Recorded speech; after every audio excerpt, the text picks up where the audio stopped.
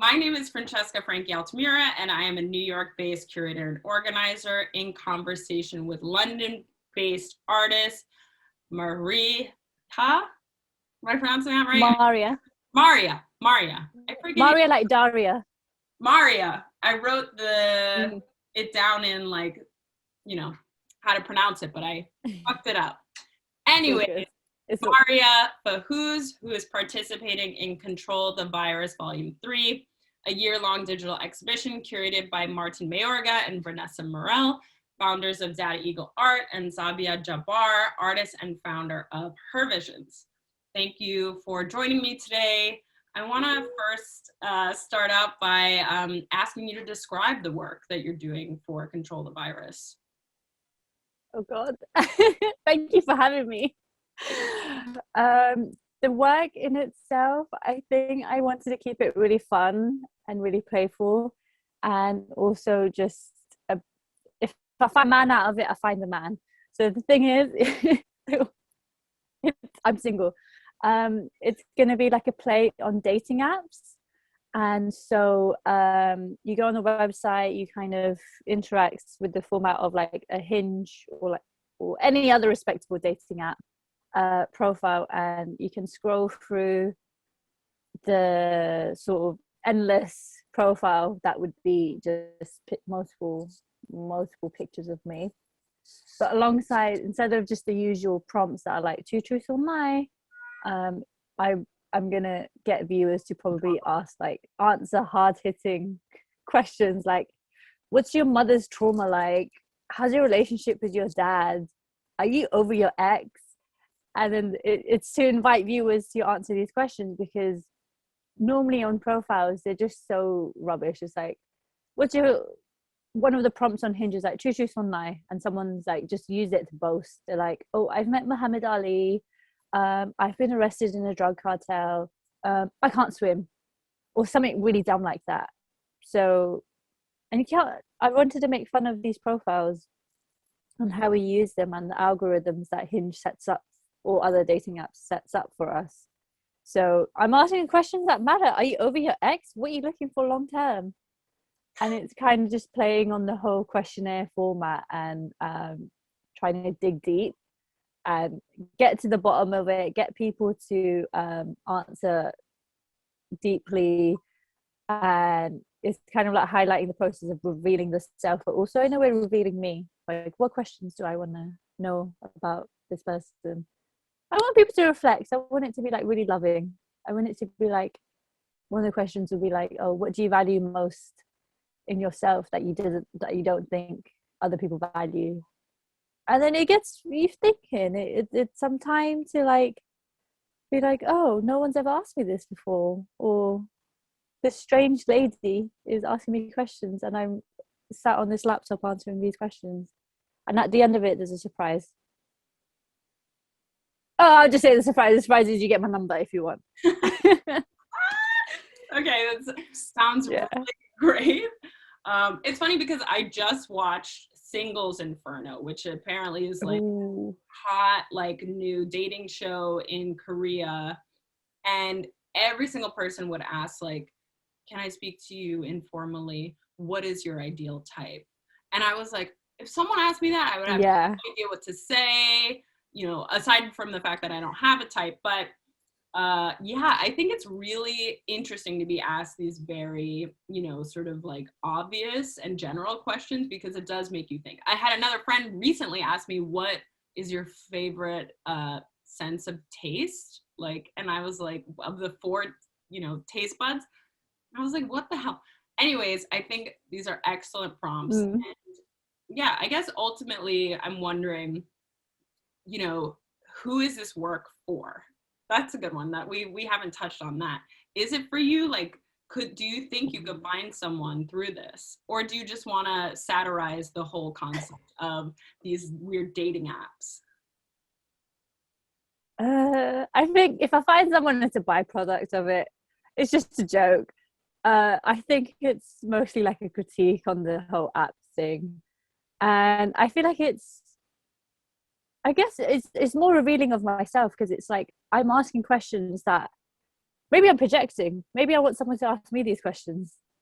Maybe I want to have spend some time with someone, but I just really like conversations and really weird, talking about weird stuff like, oh, if this happened, what would you do? Have you ever thought about your own death? These are the questions that the intrusive thoughts that run through my mind. I just want to, I guess it's in a way for other people, but I would love to like, I want to know what responses I get.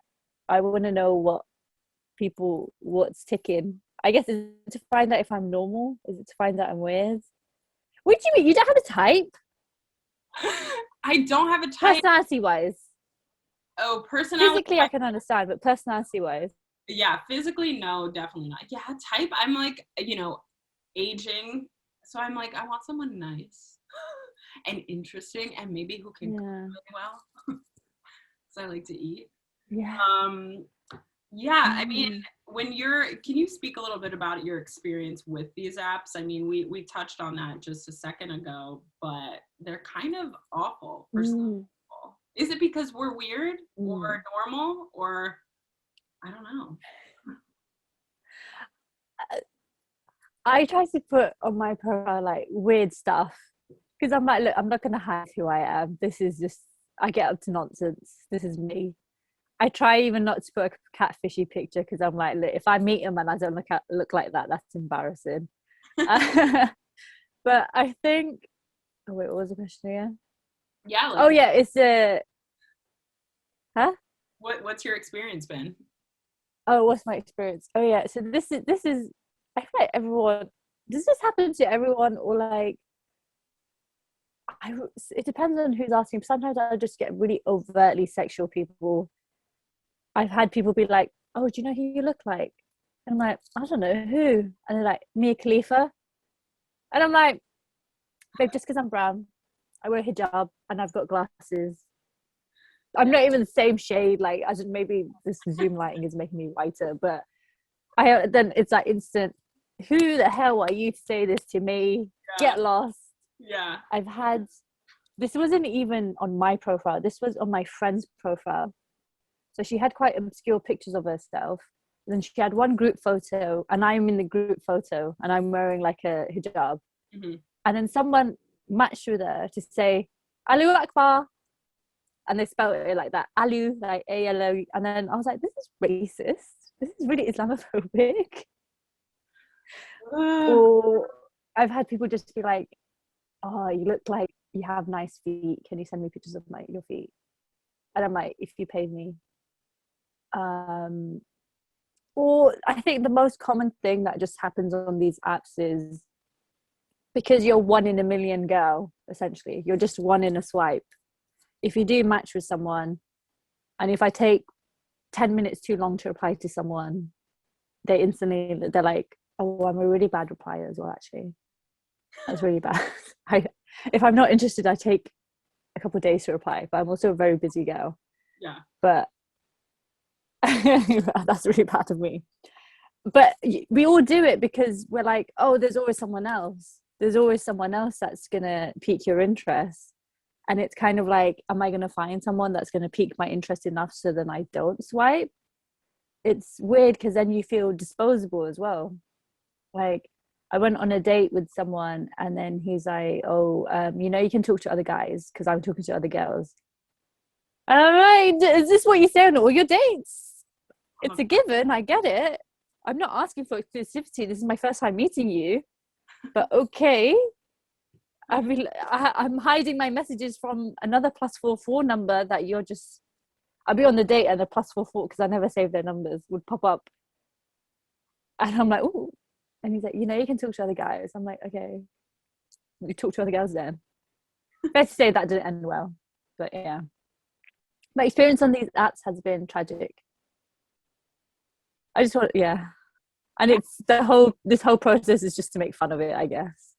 But I'm actually wondering if your prompts are going to push the sort of app movement forward. Like, what if there was an app where it's just like you lay all your shit bare? And you really get to the nitty gritty of people, because I also find that too. If I'm in a first conversation, speaking about someone's family instantly sort of bonds you more. Even if it's a negative or a positive sort of conversation. But yeah, I think it's really interesting. And I'm sorry about my experience. They sound terrible. I guess because it's like, it's okay. It's the profile. I feel like I attract toxicity as well. Give me a nice guy, I'd be like, boring. So it's a bit of me as well. I feel like if you laid out more on the app, it would save a lot of time. So I wouldn't just assume something about someone, or like, oh, he's got no pictures with friends, he's a loser, X. That's the intrinsic like first judgment that you make, and it's really toxic.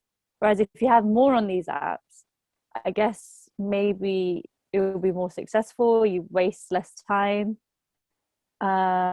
If people just had the audacity to be honest. Also, like, to play devil's advocate here, then you would have more sort of moments where you could be like, he doesn't like,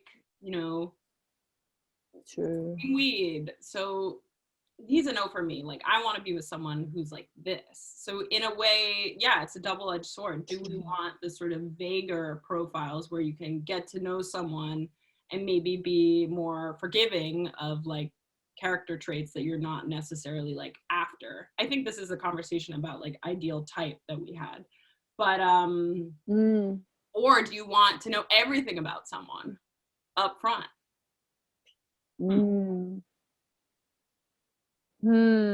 Thoughts for your new app? You need to find that right balance. Yeah. So I'm gonna make a new app.